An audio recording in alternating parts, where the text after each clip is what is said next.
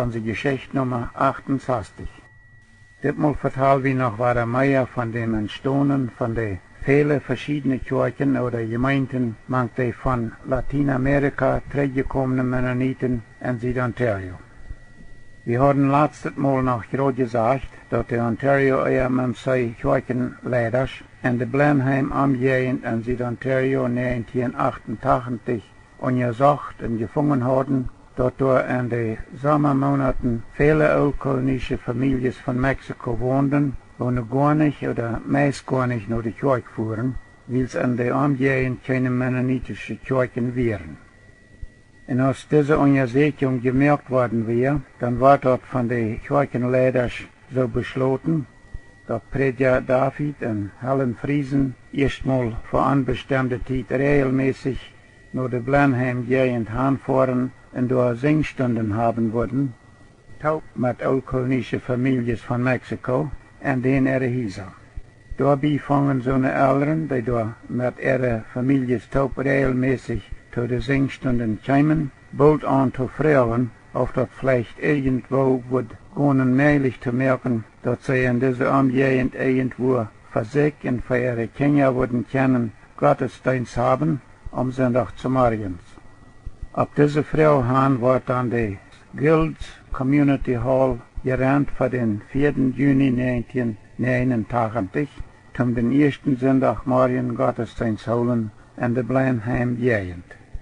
In so einer Lied, die zu der Singstunde kamen, laden auch ihre Freunde und Bekannte an, der Umgegend Sonntag zu morgens nach der Guilds Community Hall zu kommen zum Gottesdienst. Ungefähr 70 Menschen, Kinder mit angeteilt, versammelten sich dort an diesem Sonntag zum Gottesdienst. Von dem zweiten Sonntag an, bis im Mai 1990, wird die Morpeth Community Hall gerannt, um mit dieser oldkolonischen Familien von Mexiko top Gottesdienste haben. Von Mai 1990 an hält diese Gruppe Familien von Mexiko ihre Gottesdienste in der Morpeth United Church im Keller. Und dann, in Beit Lothar, können sie sogar die Kirche dort brauchen. Um die gottesdienstliche Versammlungen an einem eigenen Gebiet haben zu können, kaufte EMMC-Konferenz im Herbst 1991 die Old Harwich Township Hall in Blenheim, Ontario, für $60.000. Freiwillige Arbeiter, früher sind Männer von der Elmer und Leamington Kirchen, rechten das Gebiet von binnen aus einer Kirche an, und von dort an hielt die Blenheim-Gruppe ihre Gottesdienste in ihrem eigenen Gebiet. Meine frühen ich fuhren auch noch etliche Mal nach Blenheim zu den Gottesdiensten in diesem Gebiet. Wir erinnern uns noch an die vielen Segnungen, die wir dort erfuhren. Besonders denken wir noch manchmal daran, dass wir dort am 3. und 4. Adventssonntag und am Weihnachtsmorgen 1991 wären. Alles wäre so nie für uns und auch für die anderen Familien, die zum Gottesdienst kommen.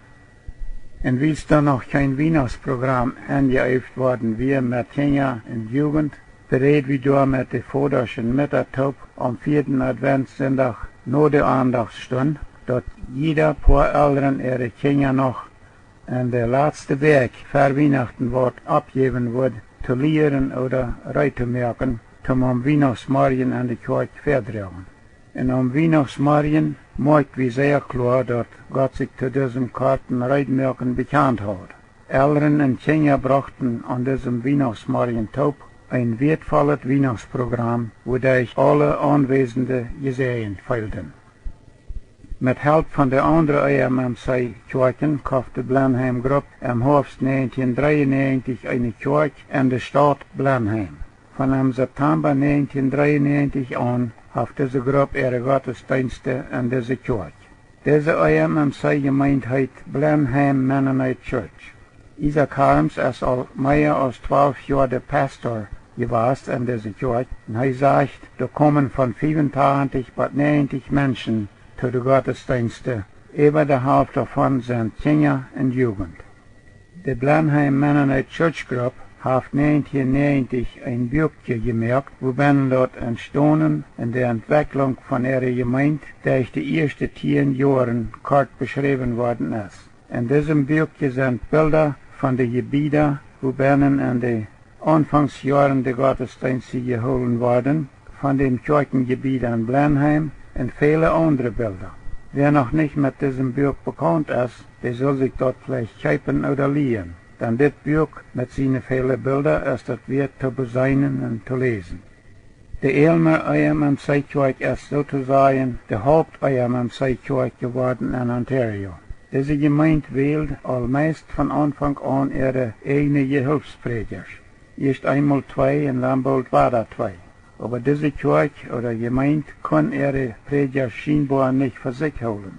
Aber weiter will man die Sastuhr brücken, wo dort an der IMMC-Arbeit auch an Prediger fehlt.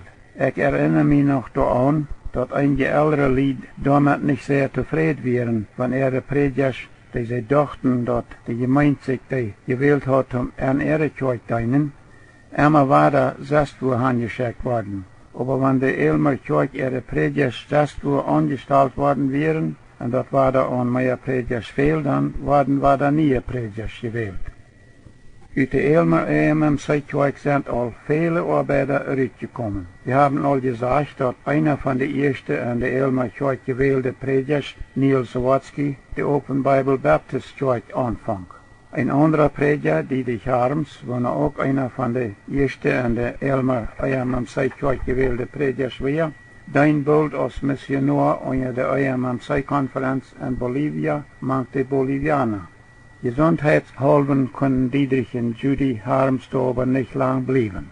Aber dann dienten sie bald für etliche Jahre an der IMMC-Kirche in Seminole, Texas, als Pastor vor. Und nu dient Dietrich Harms al viele Jahre von Texas uit als der IMMC-Konferenz Evangelisationsprediger. In den Wintermonaten dient Harms als Bibelschullehrer in der Steinreich Bibelschule in Chihuahua, Mexiko. John Bahnman war auch einer von den ersten an der Elmer Kirche gewählten Predigers. John und Nita Bahnman dienten aber auch bald etliche Jahre in Bolivia unter der IMMC-Konferenz als Missionaren mang die Bolivianer. In Lothar dienten sie noch etliche Jahre in Bolivia als Missionaren unter der Gospel Missionary Union, GMU. Unter dieser Mission fangen John und Nita Bahnman da ein Plautdietsches Radioprogramm an. Nu sind sie weiter zurück in Ontario, von wo sie aber auch nu noch wieder an das Plautdietsche Radioprogramm in Bolivia mitarbeiten. Isaac Harms und George Kran, die auch an der Elmer IMMC-Kirche als Predigers gewählt wurden, dienten da auch nicht sehr lang. So als wir all gesagt haben, haben Isaac und Lynn Harms an der Houghton Center IMMC-Kirche als Pastor gedient und nu all viele Jahre an der Blenheim IMMC-Kirche. Und George und Susan Kran dienen nu al viele Jahre an der St. Thomas IMMC-Kirche.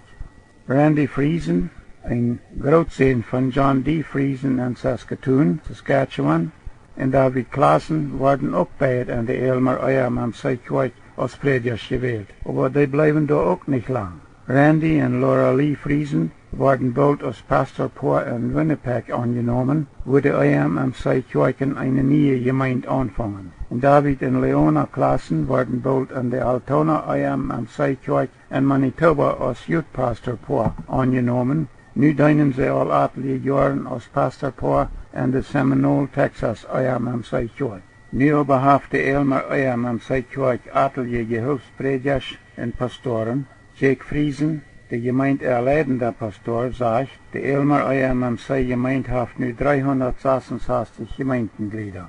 Und in ihre Kirche kommen nu durchschnittlich 700 Menschen zu den Gottesdiensten am Sonntagmorgen. Sie haben dort 3 Gottesdienste jeder Sonntagmorgen, zweimal in der englischen Sprache und einmal in der Plautdietsche Sprache. Zu den Sonntagsschulklassen kommen durchschnittlich bis 500 Menschen, Kinder und Jugend und Erwachsene.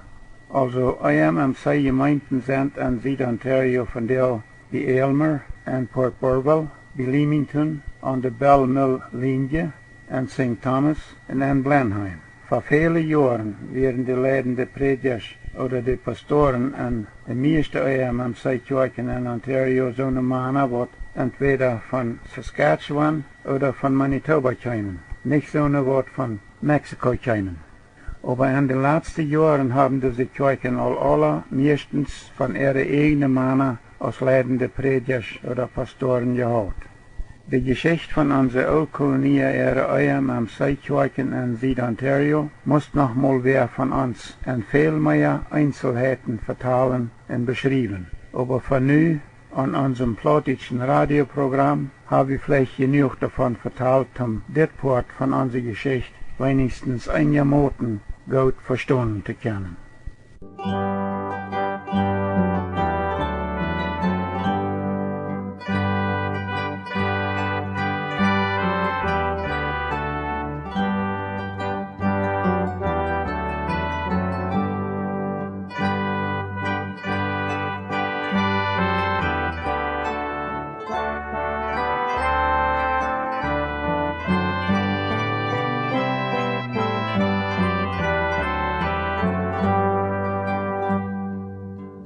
En nu wat van de Oldkolonische gemeente in Zuid-Ontario.